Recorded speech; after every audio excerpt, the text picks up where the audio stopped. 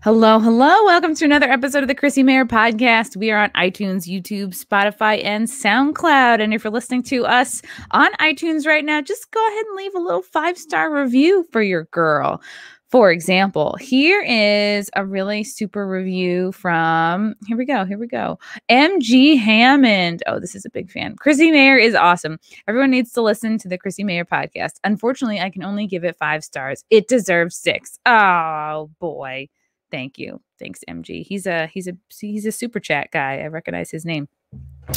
Speaking of super, quick shout out to our sponsor, Cushy Dreams. Cushy Dreams is my go-to CBD product place, pretty much. This is not eloquent, which is why I have a read here. Cushy Dreams offers a full lineup of premium smokable CBD. They have CBD-rich hemp flower, which is like bud in cans. And they also have these very nifty pre-rolled joints. So here's like the bud right here. It comes like super sealed. And then it's like these joints that are, I mean, the product, like the packaging is like off the charts, right? So it's like, it's hand trimmed. It's not machine trimmed. It's like they're big on quality. They're constantly doing lab testing, so all their results can be found on their website here.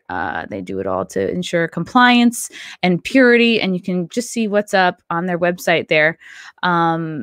I'm a big fan because I would be someone who would occasionally smoke weed with fellow comics, but I get too high and then I can't do anything for the rest of the day. That's what I really like about Cushy Dreams. You can enjoy all the health benefits of CBD without getting high. There's under 0.3% THC in all of these products. It's cannabis that ships directly to you, and it's legal in all 50 states. Join the men and women who are sick of vapes and gummies and want to smoke their CBD. Looks, smells, feels just like high quality marijuana, but it's not going to get you super high or high at all. Each batch is slow cured for 2 to 4 weeks to guarantee maximum freshness and preserve flavor and cannabinoids. And best of all, it's grown here in the USA. They have many different blends, indica sativa blends. So if you want to be a little bit more up, if you want to be a little bit more relaxed before bed, they got you. They have different blends like energy, hustle, relax, dream, create, peace, whatever you want. They have you. They got your back. Go to cushydreams.com, KUSHY dreams.com. Look at this. Smell-proof and discreet packaging. I wish we could do the same for men's underwear. Anyway, get some high-quality bud. At the checkout, use promo code CMP to get 20% off every order and smoke your CBD. Really quick, I want to go over my dates with you guys. I'm going to be doing stand-up in a city near you, the Domestic Terrorist Tour. Woo! It's going on through the summer. Catch me at the Bricktown Comedy Club in Oklahoma City on May 9th. That's with Gino Bisconti, my buddy from Compound Media. And if you like Compound Media, join us in Austin, Texas for the Comedians of the Compound, May 14th and 15th at the Big Laugh Comedy Club. That's in Austin. And then I'm going to be in Springfield, New Jersey at the Comedy Cove. That's Scotty's Comedy Cove, May 21st and 22nd. Then I'll be in Cleveland, Ohio at Hilarities, June 3rd. The Skyline Comedy Club in Appleton, Wisconsin, June 4th and 5th. And then Tiff's in Morris Plains, New Jersey, June 19th. Lots more dates coming. Always check my website, chrissiemayr.com, for updates and details and ticket links and all that good stuff. You guys know the deal. And if you're in a city that I haven't mentioned, just tweet to me or something. Tweet softly into my ear where you think I should go. I'm so excited to have this girl on the podcast today. I have been a secret, quiet admirer from afar. She's really done, she's had the career basically of a 50-year-old, but she's only like 25 or something. It's pretty miraculous. Please help me welcome to the stage. I feel like I'm still at a comedy club. Filmmaker and author, Lauren Southern. Yay. Thank you for having me. Thank you for Are you even going to be able to fly to your tour dates? Like, you might be put on one of those no-fly lists with everyone else. Ooh, you know, a girl can dream. Yeah, I have not. I've been flying. I went to Dallas in February, and that was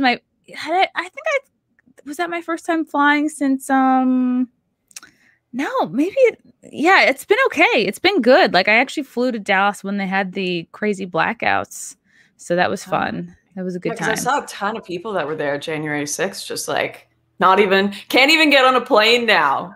That's wild. Yeah, I was not inside the Capitol building. I think those folks got into more trouble, but I was, I was like, thank God it didn't go in. Like, yeah, there's part of you that's like, sure, who doesn't want a picture of you, like just take a pen from Pelosi's desk or something. But like, I don't know. I think when faced with the moment, like if I had been with a crew that was like, let's go, I think I would have been like, no, because But there would be that question. And I think genuinely what if 95% of the people in there were thinking exactly what you just said. Oh, I want a picture with Nancy Pelosi's desk. Yeah.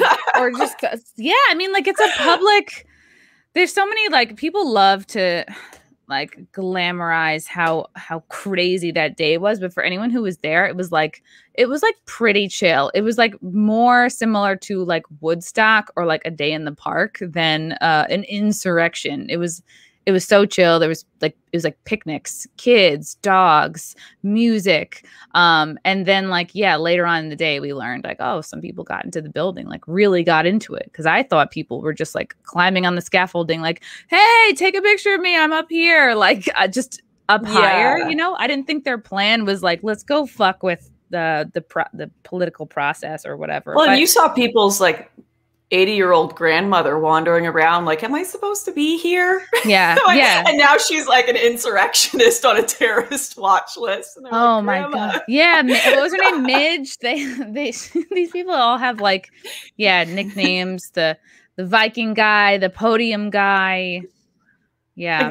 No one who is honest actually thought these people were going to take over the government. No one who is real. Nobody had any weapons. Like, and these are the people that could have, I mean, anyone could bring a weapon, but like, these are people who own guns, and these people did not bring guns to this because they were smart. So, I mean, that's definitely a whole other conversation of like the fake flag idea, the setup. It definitely to me looks like the thing that they needed to sort of criminalize anybody conservative or anybody Republican. Like it's like the one little thing they needed to just be like, that's it.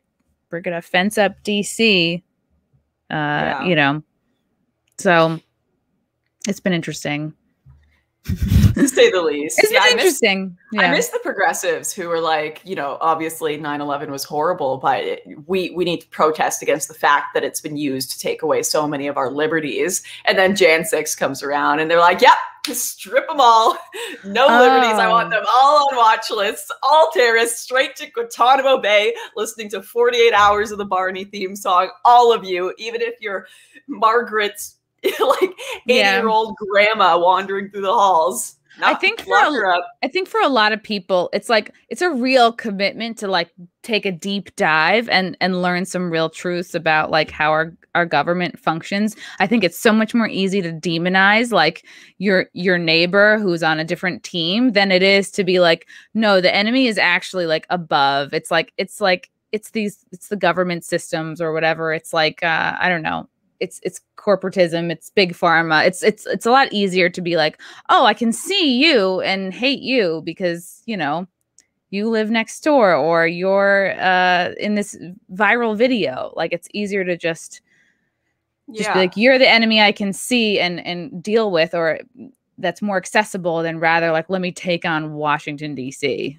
And it's also the lack of bravery in the media and the classism, quite frankly. They know it's easier to get away with slandering, like the guy next door that donated to Kyle Rittenhouse. There was some ABC journalist showing up on a paramedic's doorstep who gave $10 to Kyle Rittenhouse, asking him why he did it, doxing the guy. Just crazy. But it's so much easier to do that to a quote unquote nobody who's not going to be able to hire lawyers, who's not going to be able to sue for defamation or doxing or any of this, than to go after Prince Andrew for diddling kids. Oh my God. Yeah. They don't want to deal with that lawsuit. So instead they'll just be like, all right, we'll let all of the big, powerful people absolutely corrupt, abusing the system. We'll let them go. And we'll invent these stories where we're the Mary Sue character finding white supremacists in everything we see, ruining college kids' lives, getting people fired from their jobs.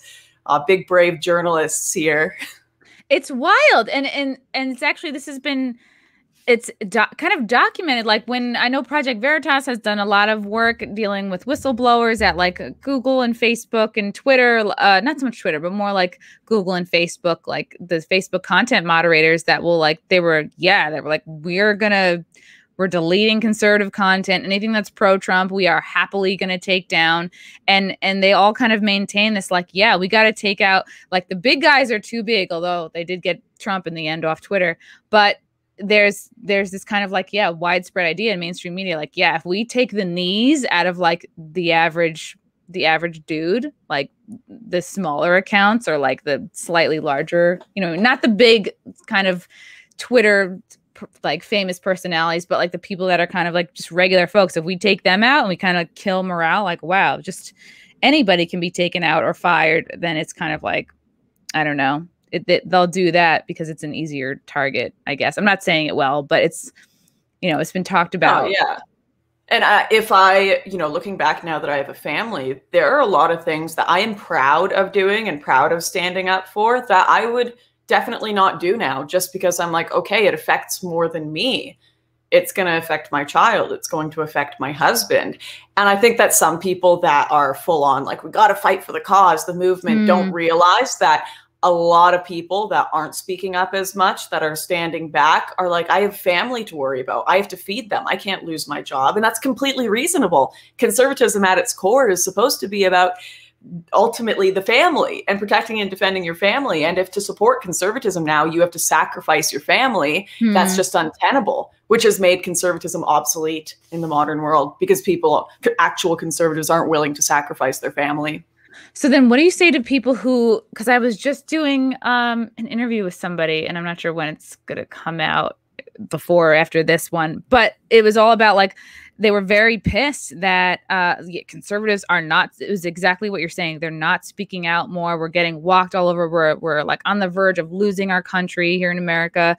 The Marxist socialists are taking over because conservatives have been, you know, standing back and worrying about their families. Maybe, like, while that is a legitimate reason, do you believe that the lack of conservative, I guess, like, I don't know, standing up for basically the right or Constitution, like, do you, as someone who does recently have a family, it's like, well, where do you draw the line? Like, yeah, you don't want to get fired, you don't want to lose your income and not be able to provide for your family, but at the same time, like, you want to stand up for your country. Yeah, there's two factors to that. One, I would say genuinely, the average conservative, why would they?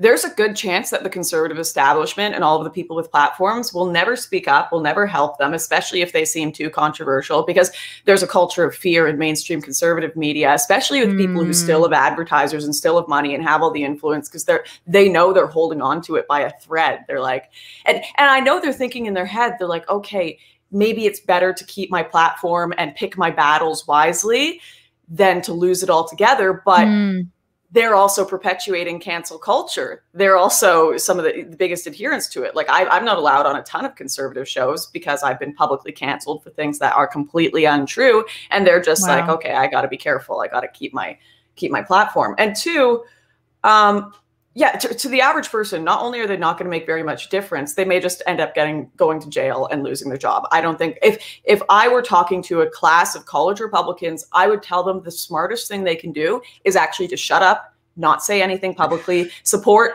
donate, follow pages you like and people who are publicly putting themselves out there. But do what the leftists did when they were oppressed, when they were going through the Red Scare and McCarthyism and having everyone kick them out of the institutions. Be smarter. Go and do the long walk through the institutions. Before you speak up, get that tenured professor position. Before you speak up, get that government job that it's impossible to fire you from. We have to be patient. We're so instant gratification right now, where it's like, if you don't go and scream something on TikTok right now, you're not a good conservative. But what is that going to do? It's just going to make you lose your job. What's actually going to do something is going and taking the long route, go get on the Supreme Court. Go become a lawyer and work. Like, I'm working with lawyers right now on some big tech cases. And I'm like, you guys are doing phenomenal work. This is actually way more helpful than anyone's Instagram post that's getting them banned. So there's a lot we can do that will not ruin people's lives. And I think it's an absolute shame that more conservatives aren't advocating that and are just frivolously advocating people destroy their lives and income when they have families. Right. So it sounds like you're saying like, yeah, like play smarter, not harder. And what may feel like not enough noise and not enough standing up from the right is really just like, well, in general, it's, you know, mainstream media and social media is going to elevate the left, like lefty voices and censor more righty voices. So it's like maybe it just seems louder because of the censorship or because that's their way. And you'll hear a lot of people say, oh, we need to fight dirty like the left. Like I'm speaking in such generalities, but like, you know, you need to do what they do. And like just a dumb example is if somebody calls me a racist for a joke, I'll be like, oh, you're a racist because XYZ. And sometimes that will shut up a troll. But I like what you're saying about like, we can't really do it the way they're doing it. We have to be smarter. And yeah, what good is it going to do anybody if you lose your job, right? Or if you say that post, but it gets you banned, and okay, not that many people even got to see it because my Instagram was nuked. I think because I didn't get a warning or a reason, but the only thing I can think of was like I shared like a kind of like not so pro jab thing into my stories. So.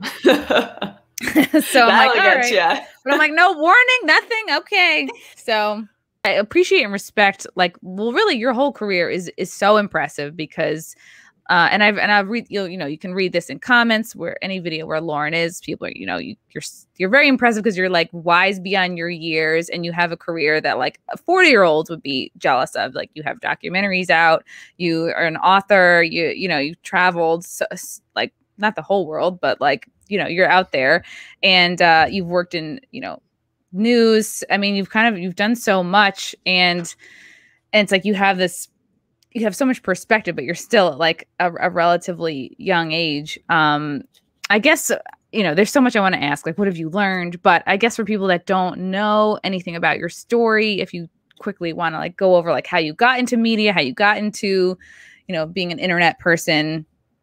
I guess it started when you were 19. Yeah, an internet person, a Z-list internet celebrity. Oh my God! Right. Yeah, I worked really hard to ruin my life before I turned 25. It was great. It was a strong effort. Oh my God.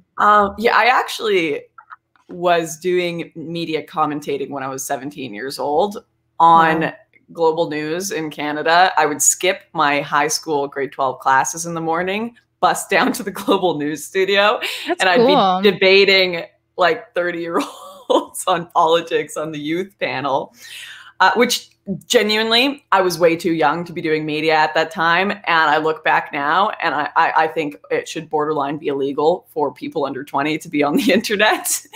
But I did have a lot of fun. I was pretty libertarian to start, like I'd say left-leaning, more progressive libertarian. But it was being in university and having a bit of a contrarian personality and going into classes and having full on just progressive mentality hammered into you every day. And all it takes is just one neuron in your brain being like, huh? Like, I just have one question to ask about that. And it would blow up. Like teachers there had never been asked a question, never been pushed back on. I remember I had a professor who told us in an English class that language was violence and he didn't see a difference between the Holocaust and calling someone an idiot. Wow. That makes me fired immediately. What college did you go to? I went to the University of the Fraser Valley. He wrote a book. I wish I could remember his name.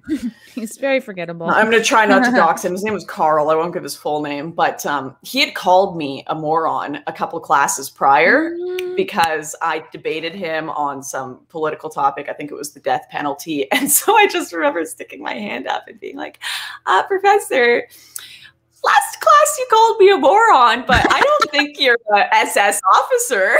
And he literally flew into a rage, would not let me come back to the class, was just, he did apparently so I had triggered. Other friends of mine in the class who told me after the next class where I didn't come, he did a whole presentation on the student that shall not be named. Oh my God, you really hit a nerve. Yeah, and it just totally like set a fire in my system to be like, no, this is insanity. Like this is, and this was back in like 2014, right? So I'm like, this has gone too far. Then Wow. now we're here and nothing surprises me. People are identifying as trees. There's riots every other day. People are getting assassinated in the streets by Black Lives Matter, and the media are like, oh, I didn't see anything. Well, yeah. So nothing surprises me anymore. But yeah, it was quite the career. I'd say people publicly have only seen 2% of what I did and what I went through, what I put on YouTube. But the amount I learned and explored and saw through my travels, I was all over Europe. I was in Africa, even I was in Turkey, Russia, like wow, everywhere in the world. And the things you learn from just being on the ground, understanding these cultures firsthand, experiencing politics firsthand, instead of doing what 99% of journalists do, which is rehash stories they found on a non-English website while eating Cheetos in their basement and put a bit of their own biased spin on it. That's literally 99% of journalism. People don't get that. But actually being on the ground and seeing these situations firsthand, the migrant crisis, trafficking, riots, it's so different than anyone is having it portrayed online. And it's a real tragedy that most people, either they learn the truth through their own harsh experience. It's that Ann Coulter quote of a conservative is just a liberal who got mugged, or they spend their whole life, living in this ignorance, believing everything they read from the media. It's a tragedy. Right, because most people are not able to travel and like see it firsthand. And of course, like everybody can get lazy in their jobs. Like comics can steal jokes, right? But like, I mean, really, it's just, I don't have any other example. Usually I'm such a killer with metaphors on this podcast. But like, yeah, with journalism, it is so easy to just like, I mean, you see it everywhere, that everyone can remember that montage of, this is dangerous to our democracy. And then you're like, man, do these guys all just receive the same script, or are they just all copying each other? So that's really amazing that you were able to go into these countries, like actually be on the ground, like I think it was your Borderless documentary where you're like was it in Syria or in Turkey? Yeah, so we actually planned to go to Libya in that documentary, and then the airport we were going to go to got bombed. So that kind of threw a spanner in the mix.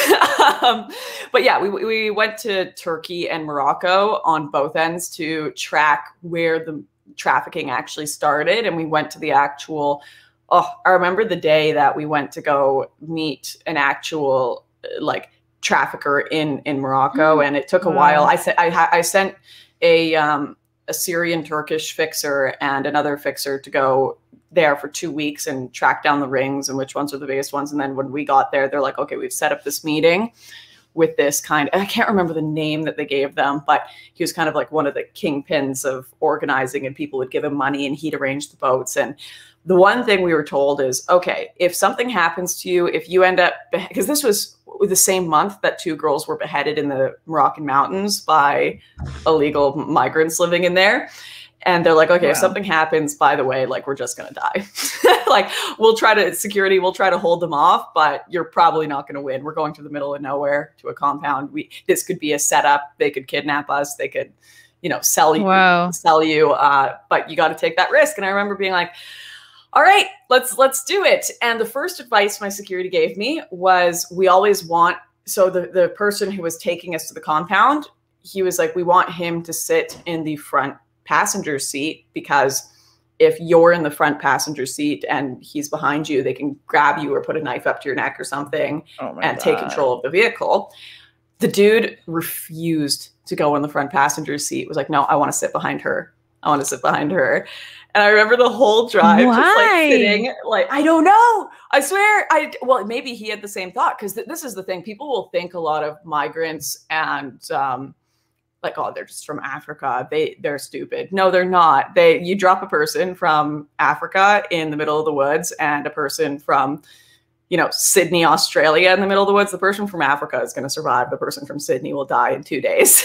Like they just have a different kind of intelligence. They have that street intelligence. They know what it's like to face violence. They know what it's like to be in situations where you can never quite trust anyone around you. So he was probably having the exact same thoughts. I don't want someone sitting behind me where they could take advantage of me. So wow. Yeah, they're very, very clever. I mean, you have to be to make your way on foot through dangerous countries with tons of security trying to stop you at every turn, make money from nothing in some cases, and get to Europe. I don't think most Westerners could do it. It's a different type of intelligence, but that was just one little crazy incident we had. Then we were also arrested in Turkey. Did you have to pretend that you, like, did they know who you were? Did you have to pretend that you were like, no, like traffic me, like I'm whatever? Did you have to pretend you were from like a different country? No, like all I did was say, I'm curious to speak to you about your experiences. Like I was very honest. Like sometimes I would use a different name just because I didn't want, you know, I do that sometimes in my daily life too. I didn't want to be identified. Yeah. But completely honest, like I just want to hear about your experience and talk to you about what's going on. And one of the most tragic things I found was when I went to these migrant camps, particularly Moria in Greece, they were running up to me like, please, for the love of God, tell the real story going on here. We have had journalists come here time and time again, and every time they leave and tell a complete lie. What is going on? We have all been scammed. Coming here. There are members of ISIS in this camp terrorizing us. It's full of drugs. If you want to get off this godforsaken island, you have to pay once again the NGOs and government doctors to make up a fake surgery for you in Athens so that you can get to Europe. So that they're not only have they had to pay a trafficker to get there, but they then have to pay the NGOs to make fake documents for them to get to Europe. So otherwise you're stuck in this hellhole of a camp filled with drugs and violence and ISIS members. And none of the media are willing to report on it because they don't want people thinking there's ISIS among refugees and extremists and radicals and violence. It got to the point where within the last year, Moria camp that I went to for my documentary, the people living in it, the migrants living in it, burnt it down. They burnt it to the ground because they were like, screw this. This has been a nightmare for us. And yet you still have governments, you still have progressives saying, come in, bring more in, bring more in. They hate it. They hate it there. They don't want to be there. They'd rather be at home. But by the time the traffickers tell them, get on the boat. By the way, destroy your passport because otherwise they'll be able to deport you. There's no way to get home. There's no way to get back. And I've spoken to migrants that made it all the way to France that were telling me, I wish I could go home to Mali because this is absolute garbage living here. I can't get a job. I can't even get assistance because I have no ID. I have no claim to refugee status. And yet I saw online everywhere, I had all these traffickers telling me it is like heaven. I am going to just be set up. I'm going to be set for life. I'm going to become a rapper or a footballer or something because a lot of their ideas of the West are skewed. They think they see a lot of everything on TV. I'm going to have an OnlyFans. I'm going to sell pictures of my hole. It's going to be great. Yeah, and they just are miserable. And it's a real tragedy because, you know, you have some on the right that will say, these are all invaders. Well, sure, there are absolutely violent people among them and radicals among them, but a good portion of them are just people that were taken advantage of by human traffickers and progressives that have no interest in how they actually end up, but more so in how they can be used for a political agenda or to make money. And at the end of the day, it ruins everyone's lives. Holy shit. Wow. Why don't you think more journalists do what you did? You think doing a story for the New York Times on how there are ISIS radicals coming on migrant boats to Europe is going to ever get published? It wouldn't get past the editor's desk. That's just not that, because that's you'd be apparently buying into white supremacist narratives about the terrifying migrant. They have such cartoon views of the world, like as if there are no radicals that come into the country. As if. Of course there are. And if you don't acknowledge this reality, then you actually cannot reasonably make the argument that there are also good people. Because otherwise you're just making a cartoon version, an inhuman version of these people where they're all perfect refugees, no problem with them. And that makes people very confused about the world when they read these stories. And then they wonder, well, why are there problems with assimilation? Why aren't the government just giving them houses and jobs immediately? Why? And then, of course, you've got the misunderstanding of how much money we actually have in infrastructure and social systems in Europe. The fact that almost every hotel in that area of Paris that I was in was completely filled with migrants, which left whole compounds of people sleeping on the street in tents because there was just literally no more infrastructure to keep them in. Telling that story would also mean for journalists negating everything they had just said for the last 10 years. So they had all said, we need to let refugees in. These are all Syrian refugees. We can do this. Let them in or you're a bigot. If then 5 years later, they say, this has been a disaster. People are sleeping on the streets. They are unhappy. None of this has worked out.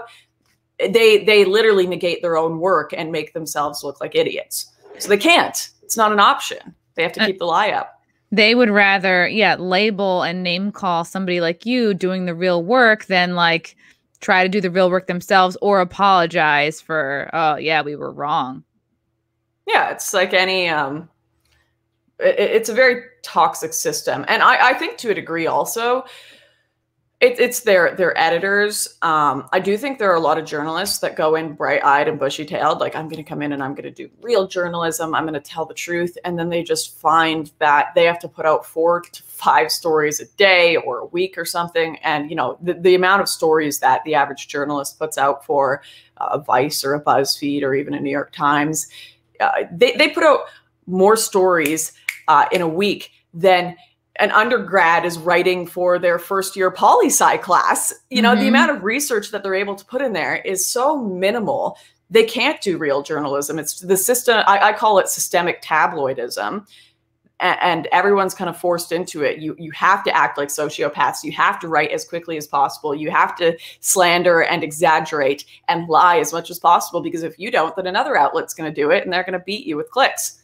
So you have to compete.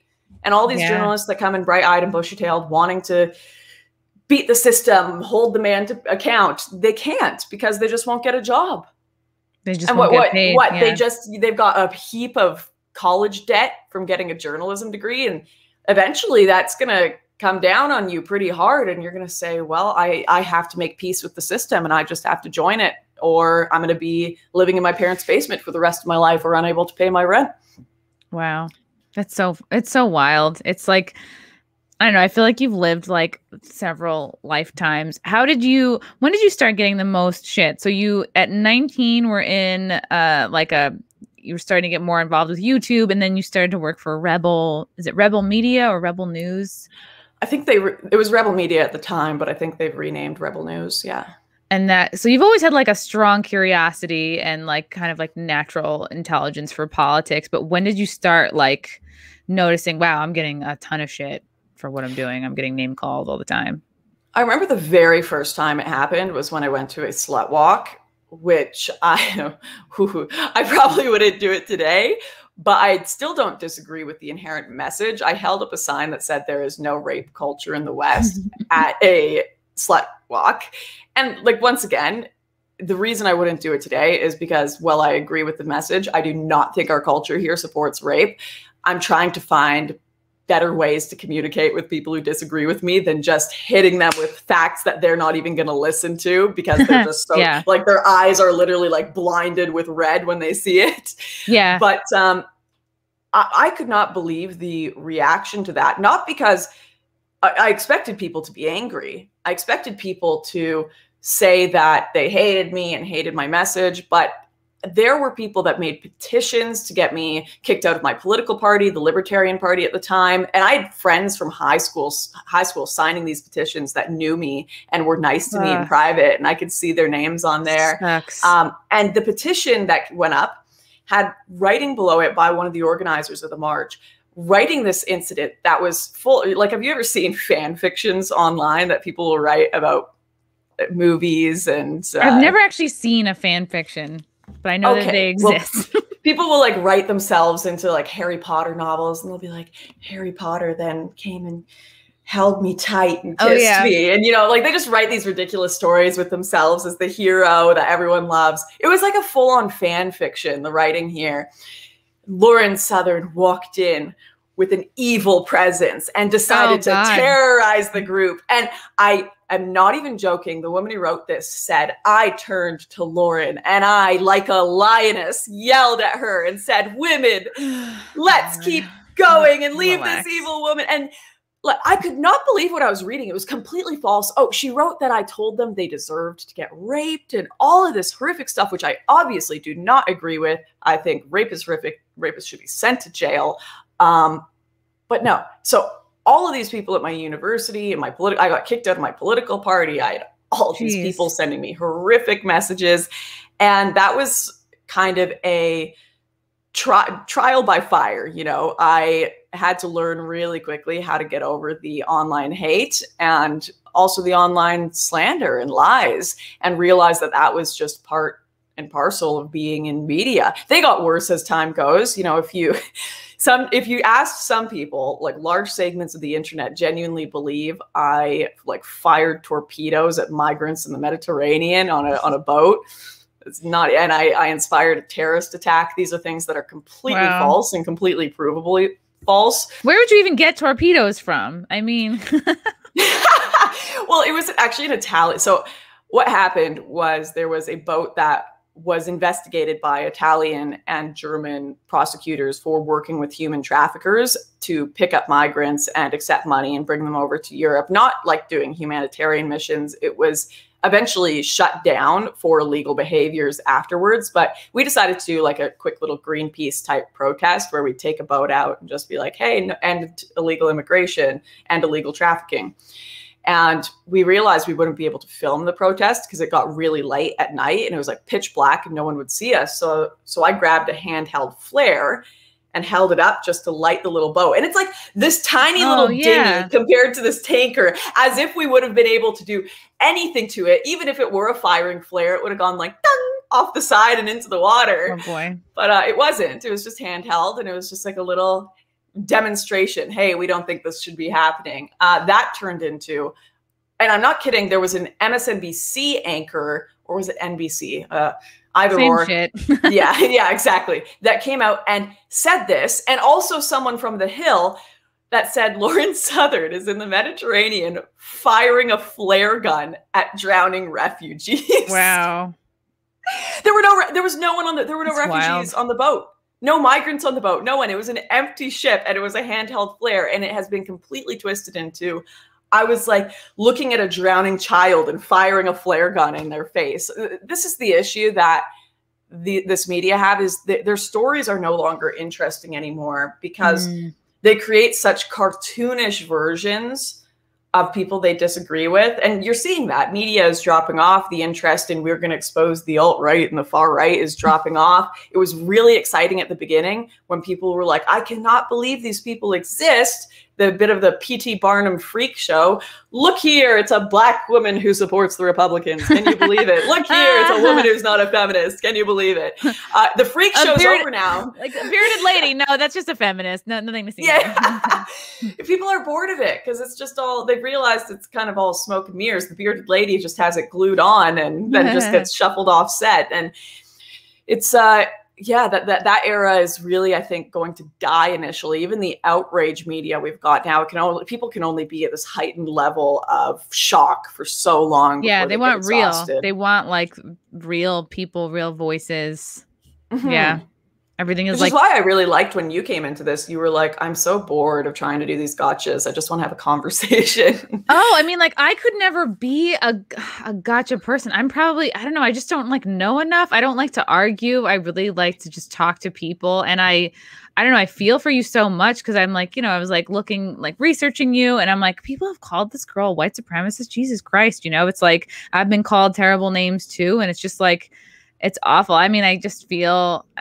You've gotten, I think, way more shit than I have. I think I sometimes like I'm lucky that I am a comedian because just about what you said before about like the inflammatory thing you said about rape. Like I had a tweet years ago. This is part of what like got me kind of like kicked out of like the woke female comedian crew in New York City. Like I had this tweet and people like still talk about it. I say that with no ego, but it just was like, it got people, you know, and there was a couple girls that were like, oh, we were raped, you know, they'd be like, oh, get this guy. And again, like you said, I agree. Rape is terrible. Rapists should go to prison. Terrible, terrible. But I was noticing in these stories, the common through line of like these girls, I'm noticing, it's a lot of them getting drunk and putting themselves in awful positions, like late at night. And I was in a basement and I had no friends and I just thought I would be safe, you know, drinking till I was unconscious. And then this person, it's like with someone I've never met. Yeah. Like you're putting yourself in bad positions, you know what I mean? And you're saying it's rape culture. So then I like, again, not that it doesn't exist, but I was like noticing in their stories, I'm like, this is a lot of this is on you, girl. And yeah, it still doesn't make it okay, but we do need to promote taking precaution. Right. And so my joke, and I was also noticing too, I'm like, these girls they weren't like very busy in comedy. I wasn't seeing them on shows and stuff. So my joke tweet was like, if you have time to get raped, you're not doing enough spots, meaning like comedy spots. And like that pissed off so many people. But then people be like, oh my God, there's a lot of truth there. And I'm like, it's true. I'm like, you know, I've never been raped. Like I try to stay busy and I don't get drunk and like pass out somewhere. I go, all right, like what club can I hang out with and take notes at? Or like, let me go home early and go to sleep. And it was like pretty savage, but like there was also an honest kernel there. So it does help. Yeah. In the early 2000s, those jokes would be like, yeah, like everyone knew they were jokes. Everyone, there was kind of this like social contract where we all understood like, yeah, you're making a rape joke, but you don't think rape's okay. Of course. Like, obviously that's like if someone came out and made the joke and then said, and yes, actually I endorse rape, people would be like, whoa, like that's what? Yeah. And you're like, it's a joke about not keeping yourself busy and not making good decisions. It's not like me saying, oh, rape is great, everyone should get raped. No. It's like, you say you're lucky you're a comedian, but that pass is not going to last for much longer. It's on its last legs right now. They're going after comedians next. Oh, for sure. Like they've been going after me for a minute too. So I'm like, I just feel like you can never apologize. Like that's what I've learned just from the friends I have and just from doing comedy for 10 years. Like you can never apologize because it's like they want you to stop working and like stop existing. It's not like the apology will ever be enough. And like we see that right now with like the corporate bullying group known as Black Lives Matter. So it's just kind of, it's everywhere. So that's why I feel like, I don't know, I was like researching you and I'm like, I feel for this girl. I'm like, people calling her like a white nationalist and like multiple things. I'm like, why do people hate her so much? Like, I still don't understand it. People got real riled up. I think it was the blonde hair. I don't know. Really? And I'm sure there's a lot of genuine, like, like jealousy is real. Like if you are this like young, pretty girl with like a flourishing like YouTube presence and you're smart, there's a lot to be jealous of there.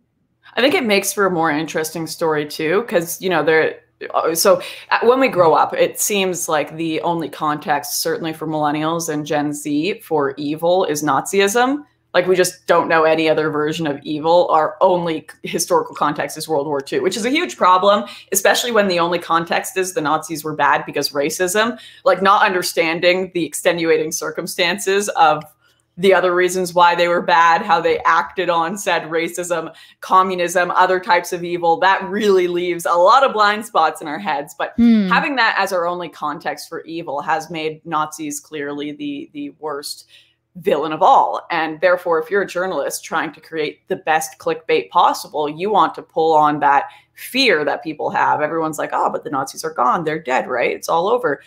No, actually, do we have a story for you? They've come back. And not only have they come back, but us, the New York Times, we've uncovered the secret plan to start up the Fourth Reich. And we're the heroes here to save you. Like, that's a great story to tell.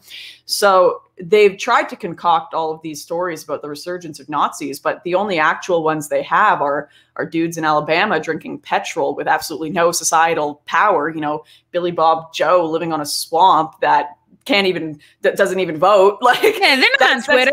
They're not making an impact. And that's not an interesting villain because they have no actual ability to affect change in the world. So what's Billy Bob Joe over there in his swamp going to do to you to change your life or to start an actual death camp? That is not an interesting story. So you had like the Louis Theroux that would go and do Westboro Baptist Church and KKK exposés, and that was kind of interesting because he'd actually go there. But once again, it was still obvious that they had no institutional power, and that era is kind of dead. So the media had to find new Nazis because they're still the most hated villain and the most interesting one to talk about. They're the best name recognition. Yeah. Yeah, but they couldn't find ones with power, so they had to create them. And if you get yourself a Nazi that not only has political power but seems it is socially liked and has influence, has money, has fame, that is like, boom, that is the perfect combination. No one wants to see Batman going after a homeless guy on the street that did petty theft. They want to see Batman going after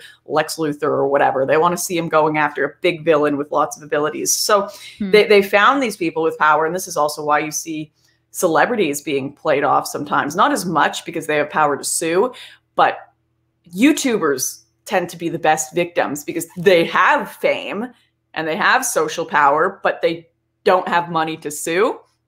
So they're absolutely the best villain to create by media. And they also happen to be in direct competition with media for views. So it's just like the perfect concoction, right? Yeah, so I think that's a big factor as to why I was picked, because not only did I have that YouTube power, I didn't have the ability to sue them, but I also diverge from the typical kind of conservative personality, as I'm a woman. That's less interesting now, but at the time it certainly was in 2015, 2016. I'm a blonde woman and I'm not, but I look socially like I'm not socially retarded. Yeah, you look like you could very easily, if you wanted to play a basic bitch in your real life, you could like be like, oh, I saw that girl at brunch, like she's not gonna debate I could be your next door neighbor. That's what they want. They don't want the incels make, there's kind of two media avenues. One is the freak show where they'll be like, look at this crazy incel. And the other is, look at how scary this person with power is. And they kind of LARP as the heroes exposing you. And I've been put on both ends of that, but I think that's really the reasoning why, is that just concoction of not famous enough to be able to sue, famous enough to have social power, looks like she's socially adjusted, so will make for a really good story villain. And she's hot, so let's take her down a peg. People love I'm all right. I like the way I look, but I'm not like a 10 out of 10. If I go to LA, I'm like a 4 out of 10 because all just the 10 out of 10s go and live there. But I don't think I'm bad looking, but people do enjoy hating attractive people and people that take care of themselves, though. I would say that now in LA you would be a 10 because LA is probably just all homeless people at this point, because the talented people have moved to Texas. They're like, get the hell out of there. True. It's so fun. Did you ever listen to Call Her Daddy? Yes. Yeah. I like her. I was like not a natural fan, but they were like kind of competitive with this other podcast group, like friends of mine, guys we fucked. So I was like, oh, let's see what they're about. And then I was kind of listening to the whole drama, how the two girls broke up. So I listen every once in a while to Sophia with an F, the other girl who split off, and she was interviewing the Skinny Confidential. They're a podcast couple that, big LA influencers, the whole deal. And they were talking about how they moved to Texas because they just had a kid and it's just not safe. She was talking, the girl was like, yeah, I saw a woman the other day who was with her kid in a pram and just got pushed in front of a bus. There's just crime everywhere. You can't even walk on the streets in LA. It's insane. And then just move on to the next subject. Oh, boy. It's like these people just don't recognize all of the political context around what has happened to California and why it's been ruined and how it's been ruined. They just recognize it's a shithole now and I want to leave, when conservatives have been like, you are ruining this city. You can't. They even said in that interview, they were like, there's no policing there. There's no policing there. They're afraid to. I reckon if I went, maybe I'm wrong, maybe they don't say anything, but I reckon if a lot of these influencers, I went through their feeds, they'd be saying, end police, abolish police, all this stuff. And then when it comes to their own life, it's like, oh, I've got a kid and a family. Oh my gosh, there's no policing here. There's crime everywhere. All right, I'm out to the Republican state. I guess even if they were privately Republican, they couldn't say it publicly. They couldn't voice the reason, or they'd lose every single one of their sponsors. Yeah. And there's probably also a lot of closeted Republicans in Hollywood and possibly in like the press too. It's just like, yeah, a lot of peeps in the closet for sure. I had a friend that, actually, I shouldn't say this. No, I know people that are in the left-wing media sphere. I don't think people realize how right-wing they are in the left-wing media sphere. Like a good portion of them. I'm not going to say which outlet, but a really big left-wing outlet. And my friend was at a party for them. NBC, and they were ABC, all talking CNN. about how they enjoyed my documentary Borderless. Ooh. And it was like, I was so shocked to hear that. But then he was sending me like texts from some of these people afterwards, like, no, I'm not joking. Look at this. And I'm someone that I'm not going to go and expose people like that. So I'm not going to try to get you to lose your job. But it is sad to me that there are so many people in this left-wing media industry that feel so stuck there by systemic tabloidism and don't agree with any of it, like completely disagree and just will voice their views when they feel like they've got a shot here and there. And they probably just feel overall so trapped and like, yeah, just in the closet. I listened to your interview with Michaela Peterson. I loved so much this quote that you said, like, politics is people dealing with personal trauma at a distance. I hope that was you that said it. 100%. And I was 100%. Like, oh my God, that explains so much. Like, you're just making like your personal thing. You're like, oh, can I find a group of people also? Like, we can say that it's this other thing and we can, because like it's, you can see it. Like, you're like, oh yeah, these people have a lot of anger in common. Like, if they had sort of like looked within first and fixed their shit, they probably would be looking less to a group mind for support, you know, if they were making their beds, as the Petersons say. Even within my own political sphere, like, you know, when you know the context of situations and the public don't, it's so funny. So like I've had people in my own political sphere that have tried to come after me with their audience. They'll be like, Lauren is a grifter. She's a fraud. I'm exposing her for what she is. And all their audience will be like, oh, well, if this person says she's a grifter and a fraud, there must be something to it. I wonder what they're talking about. And they won't realize that that was a guy that I told I didn't want to sleep with. Like I rejected him and he's been bitter against me for like years over it. And they don't know the personal context that's connected to it. And when you see people like screaming on the ground because Trump got elected, we probably don't see the personal family dynamic where they hate their dad and he's a Trump supporter. And this is like so personal for them. This is about my father. Or, you know, I went to I talked about this in the Michaela Peterson interview where I went to a feminist meeting and I actually found it really valuable. Everyone was kind of talking about their trauma with some girls that had been abandoned by their husbands, like while they were giving birth, just horrific situations. And they've just got so much anger for men and how men respond to situations. And that one man that left them, that they're like, it's so difficult to deal with my personal trauma. I'm going to apply this to a world scale instead, because it's literally easier for some people to try to fix the world than to fix their own hearts and to get over their own trauma. Socially encouraged. It's like everyone in your group is yes-anding your delusion. So you know, it's everyone around you is justifying it. No one's telling you, hey, look within, you know? Yeah. Like deal with except Jordan Peterson, and he gets called the Red Skull and a white supremacist too.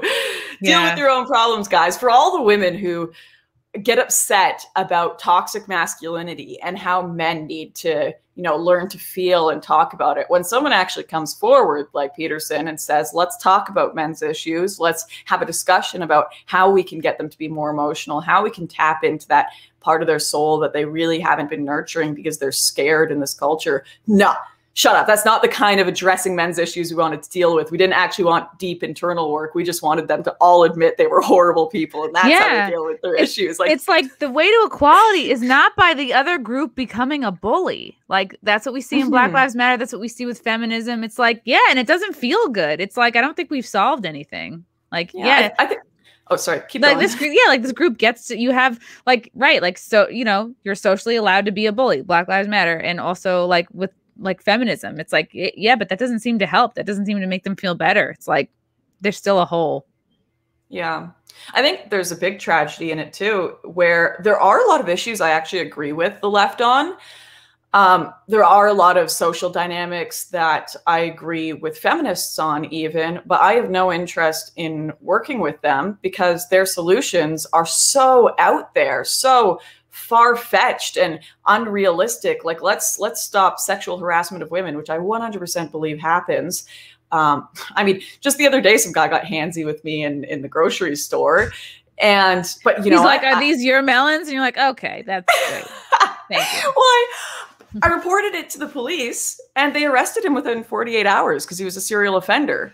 Wow. But you know, the feminist solution seems to be, let's talk about it online and create a curfew at night and tell men that it's not women's responsibility to do anything because the victim shouldn't have to do anything. No, the only way we're going to solve these problems is if victims have responsibility.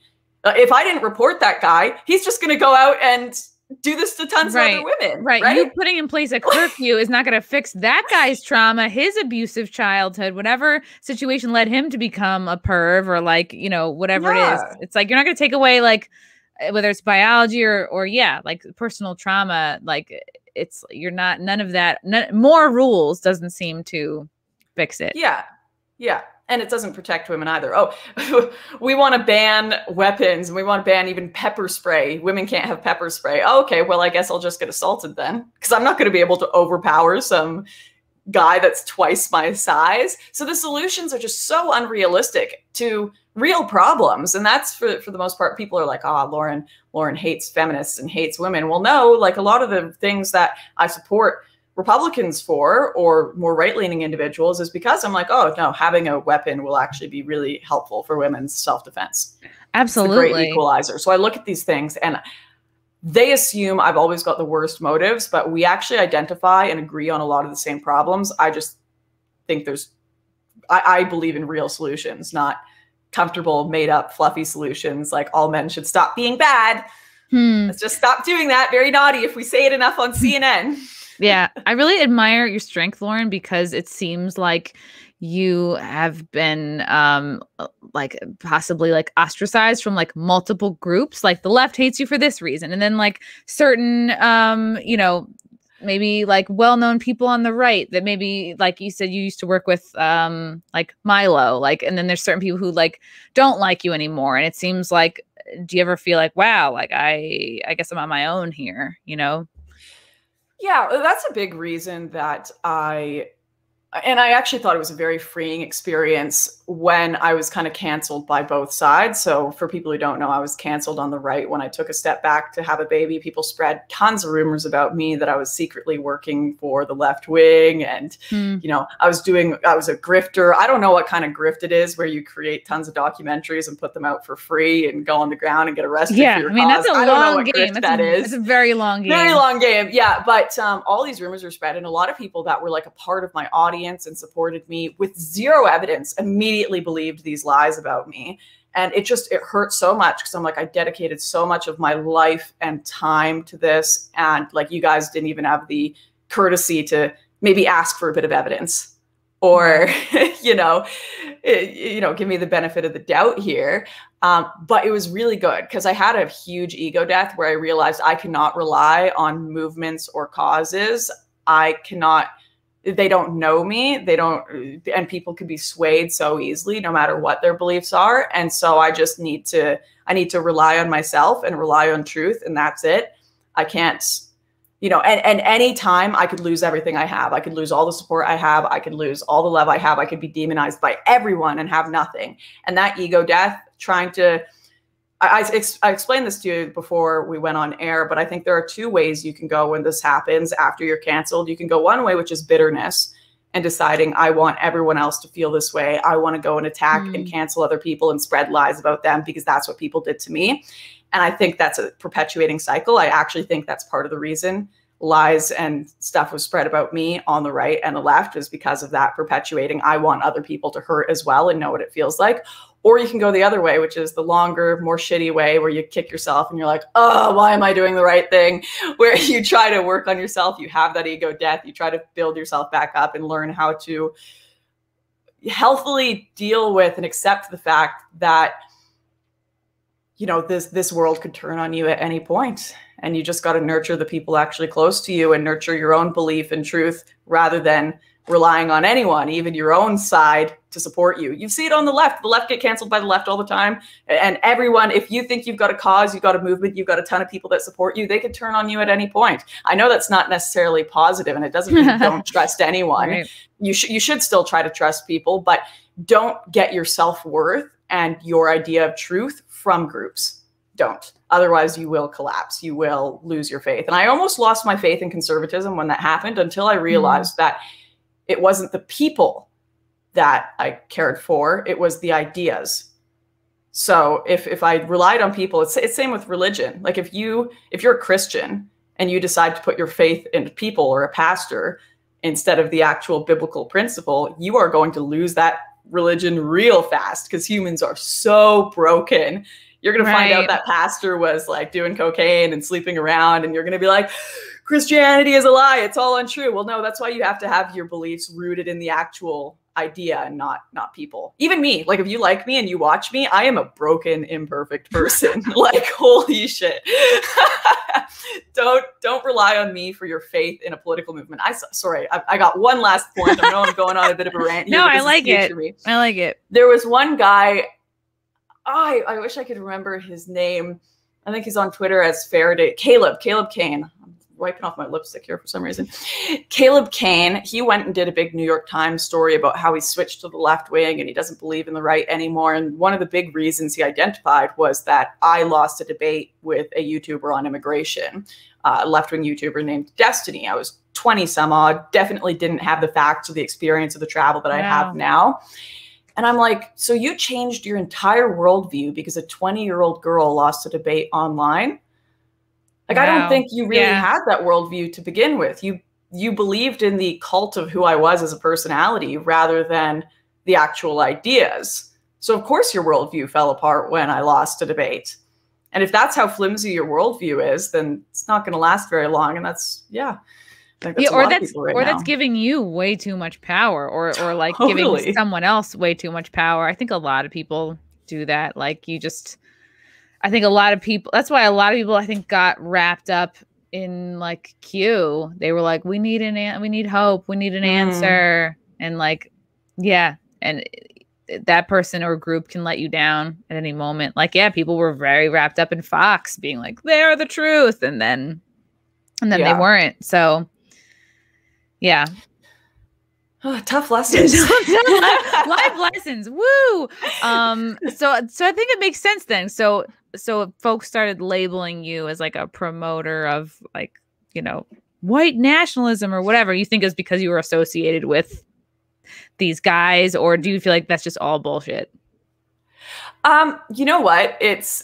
It's really difficult how the precedent is set by the media. The truth is, if you go around, and I've done tours like in Australia, I've done lots of speaking events. If you go around and you take pictures with thousands of people you don't know, eventually someone's going to be an idiot in one of those pictures.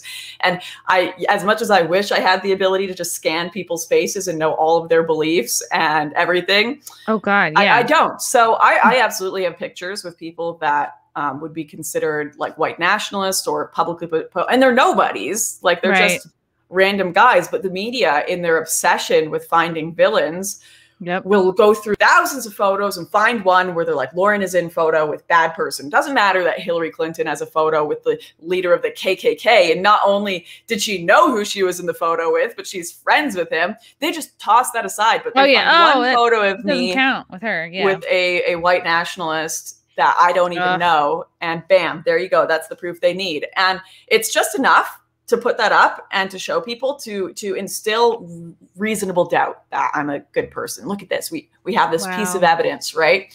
So I think there's a lot of that as well. Definitely, there's been a shifting of definitions. Being against illegal immigration, that is a completely reasonable view since the dawn of time. Whatever country you're from, doesn't matter if you're in Asia, Africa. I was in Mexico talking to to people there about immigration, and they're like, "Oh, we hate illegal immigration here." Yeah, and I don't think anybody likes it. Yeah, it's not a right-wing view, and it never has been. Even the Biden administration is enforcing border controls because people just realize you have to have them. But for some reason, in this weird space, it's a completely delusional space, the media world. Like, they are just not living in reality at all. They've made that white nationalism. Feels like that's what it feels like. And then you meet somebody who's like a little bit, you know, not in reality. I feel like there's two different realities. There's people who like follow the news closely and people who think for themselves. And like anytime I meet somebody, it's like I feel like we're in a different world. And it's like those are people who just watch the news every day. Yeah, that's what I've found as of late. I actually enjoy. It's funny because people would consider me someone who demonizes and hates immigrants. I'm an immigrant myself. It's just ridiculous. But I actually enjoy non-Westerners and hanging out with them and talking to them over Westerners 1,000 times over. Ooh, I'm at the point where why? I'd rather hang out with a Papua New Guinean tribe than half the people at colleges in Canada or Australia. They have a way. People would say they have a simple view of the world, but it's just a real view. It's like, yeah, not cluttered, not cluttered with bullshit. Yeah. Yeah. They're like, no, of course there's women and men. Like, of course that's a thing. What do you need? Like, that's how you create babies. Like, we're trying to survive. We don't have time to debate this shit. Yeah. Yeah. We don't have time for all of these. Like, I believe mental illness exists, but the amount of mental illnesses, people try to stack them up like it's collector's cards or Pokemon cards or something. They are. Yeah. You get the 10 and you get the 10 points free. Yeah. It's a punch card. Yeah. And pronouns and everything. People that are in the Middle East, they're like, we don't have time for that. In a rural area of Afghanistan, they're like, what? As if I had time to tell people they need to use different pronouns. I just need to identify someone and get to work so I can feed my family. Like, geez. Yeah. As if, you know, they don't have time to make all these crazy, convoluted political analysis and breakdown and postmodern worldview that the West does. We live in too much luxury, so much luxury to the point that it's brought us to a sense of delusion. I almost hired a guy from Malaysia, and he was a gay guy. Gay video producers are just always the best. Like, you can have whatever opinion you want of them, but they just tend to do the best work, I've found. And gay guy from Malaysia, and we were just having a chat. And you'd think he'd probably be considered pretty progressive. He gives off that vibe, but you actually talk to him because he's been to these countries. He's like, I don't understand like why people talk about manspreading, and if a store doesn't have an LGBTQ flag outside, that's a problem. Like, I get whipped back home, borderline put in jail if I talk about my sexuality. So it's just a way more. Wow. Like, let's talk about real problems. Let's deal with real issues. You guys want to talk about how we need more representation in The Simpsons or something? Well, we still haven't dealt with gang crime in Black communities. You want to talk about how Black Lives Matter? Okay, well, let's talk about the 3 police shootings in this city instead of the 50,000, gang shootings that have gone on. Just so detached from reality. And non-Westerners are not like that. They're just not like that. They've got a way more real worldview. Yeah, it's like the mainstream media. Like, they insist on reporting on stories that like kind of nobody can fix, that don't really make a difference. Instead of like, well, that's easier than taking a dive into the deep dark shit, where it's complicated. Yeah, it's almost easier to talk about problems that can't be solved because then you have no responsibility to try and solve it instead of just talking about it. We figured it out. How did the seed cycling go? Did that work out? Yeah, I ended up doing the terrible thing. So I've got PCOS. I'm sure a lot of. Do you know what that is? No. It's like polycystic. Wait, person of color. Wait. LGBT. Nope, I don't know. It's like a lot of women, it's a lady thing. Right? Yeah, a lot of women are dealing with it lately. Polycystic ovarian syndrome, and it's just like mad hormone fluctuations, causes a lot of weight gain in people, acne, infertility, and I know so many women that are dealing with it lately. I don't know if it's because of what we're eating, whatever they're giving us, but I tried to do all of the natural cures. I found spearmint tea worked pretty well, but I ended up having to go full on birth control. Not ideal. I don't like it, but it's just because I don't want to be infertile and it'll keep it from acting up. Okay. But yeah, it's tough. I don't know if you know this. Very few people talk about it publicly. I don't know how many of your friends are having kids right now, but the majority of the people I know are having trouble having children. Interesting. The Wow. majority of people are having miscarriages, not like trying for years, not having kids, having to go through IVF. And this is another problem with journalists because there's such a small niche of like unmarried singles living in, yep, you know, living their best life in New York City with cats. They aren't representative of the actual issues people are having on the ground. So I never see it being talked about, the levels of infertility going on with people and difficulty having kids. Wow. Do I have friends? Well, a lot of them are comedians. Do I have friends? A lot of them are comedians that like don't, or it's rare. But like, yeah, of my normie friends, well, I have like one that's like well into her 40s, froze her eggs, and her boyfriend's like 10 years younger. And I'm just like, I don't know if it's gonna happen. So I don't know if she's gonna thaw those suckers out. But yeah, maybe more. A couple instances where like, but it's because they were older. It's because they were like, that's also a thing, is the average age of having kids has gone up like 10 years or something. It's wild. Like I would have, of course, like now with everything I know now, I would have loved to had a kid 10 years ago. But like, my God, the quality of man I was hanging out with 10 years ago, like honestly, the quality of man until 6 years ago was terrible. And that's the thing. If you had, and it sounds like the advice my mother used to give me, like, Chrissy, what are you doing hanging out with all these improv comedians? Like, you're wasting the best years of your life. And I was like, shut up. I know, like it just, there is a thing where it's like, you have guys saying, oh, you just need to, something on my shirt here. You just need to get married. You just need to settle down and have kids. Well, that's great. And women want to do that. Men need to pick it up too here. I am someone who's very critical of feminism and thinks women have a lot of work to do. Men do as well. The amount of Peter Pan boys out there that have no interest in growing up, getting a job. When you bring up marriage, they're either future faking and say, oh yeah, baby, I want to marry you just so that they can get you. Or they won't even broach the subject. And it's like, maybe we'll talk about it. And they steal women's youth by holding marriage in front of them for like 10 years. Then they're like, I don't really want to settle down. Men have a lot of work to do on themselves as well. There are so many man children, and I get why that is to an extent, as they've been so disempowered by this culture. But you're like, I don't just mean Italians, I mean everyone. Thank you. Step out of the culture. You don't have to acquiesce to it. You can choose not to be a part of it. Just step out of it, go buy a farm and find yourself a wife. Join the show Farmer Meets a Wife, get yourself a cutie. But grow up, everybody. What I feel like, just from like dating many years in New York City, it's like either you're a very hot, successful guy and you do have unlimited choice, or like social media, the world, the culture has given you to believe that you have unlimited choice, endless years of dicking around, never settle. I mean, women get that message in different ways, like maybe from more the feminists, like don't ever settle, man, career is better than a baby, right? That's whole that whole thing. But I think men get the messages of like, yeah, you got to do better, you got to get the hottest girl. And it's like, the hottest girl might not be into you, and I don't know. I think.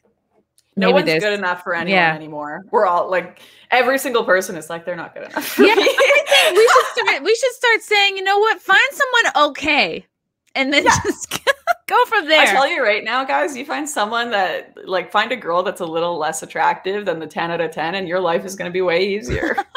I love that. I want to make a bumper sticker. Just get someone who's okay. You're fine. Then you might find you actually like their personality instead of just their boobs. What would have thought? I mean, I know nobody's coming to us. No men are going to be like, give us advice, ladies.